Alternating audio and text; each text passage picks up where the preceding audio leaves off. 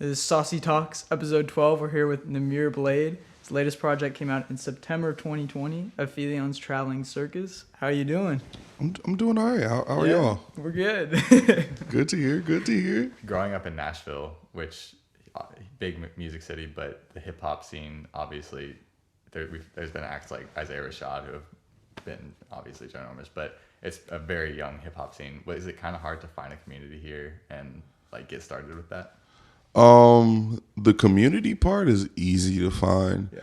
because a lot of us grew up here and like we went to school with one another, and like at some point like we didn't had rap battles with one another at like the bus depot downtown, the old one that's like right in front of the Bank of America Plaza.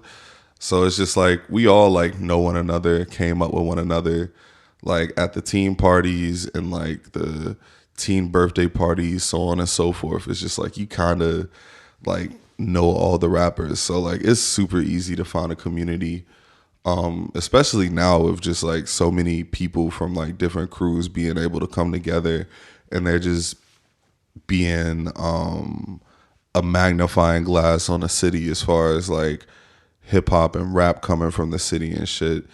I feel like everybody's kind of like following suit.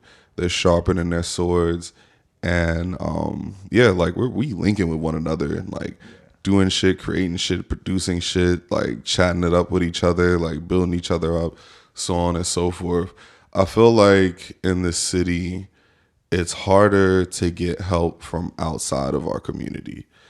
And and it's like we don't necessarily need the help from outside of our community, because if we like work hard enough and grind hard enough and like make sure like us, like ourselves individually, like we're prepared to be like the best artists that we can be, like whenever we go out into the world, like we'll be fine. But it would help to just have like that extra boost from like the community that doesn't necessarily like include us, like the overall like general like Nashville music community, which is like the Nashville country music community. Yeah. And it's just like we've never had them fuck with us too tough. Like I could say the only like country place that fucked with us was Big Loud.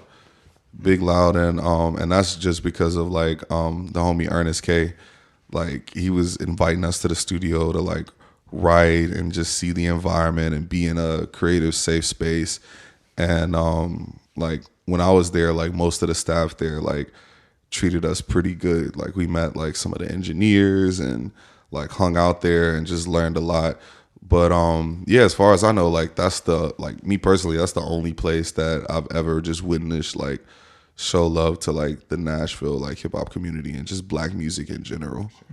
Yeah. So do you think, like you kind of touched on it, but the whole stigma of Nashville being a country city has kind of made it more difficult than for a lot of artists, especially hip hop artists, to break out? Because I mean, especially as I'm learning more about the hip hop community in Nashville, like there's a lot there, and like I'm finding so many artists, but it's just, I feel like you and Brian are Brian and Brown, the two that I kind of like, y'all are the two that I've seen the most of, but there's so many more out there. Do you think the country music stigma here has hurt y'all kind of? I feel like it's hurt us for a long time, and I feel like we just now got to a position where we just like, fuck it, like we're gonna pave our own way. I feel like the country music stigma hurt our predecessors way more than it hurt us, because we're a new generation. Like we came up halfway playing outside and halfway with the internet.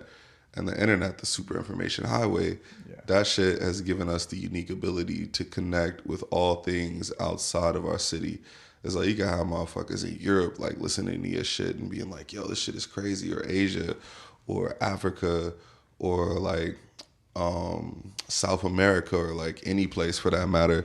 So I feel like now it's a little bit easier for us to like shake that stigma, because we don't have anything necessarily suppressing us, because like we have all the powerful tools in the world just like within our phones.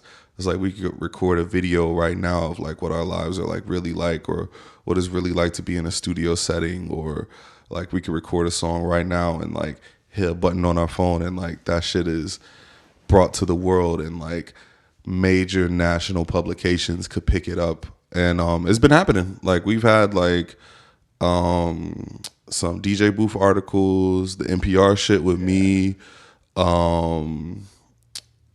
Complex, Double XL.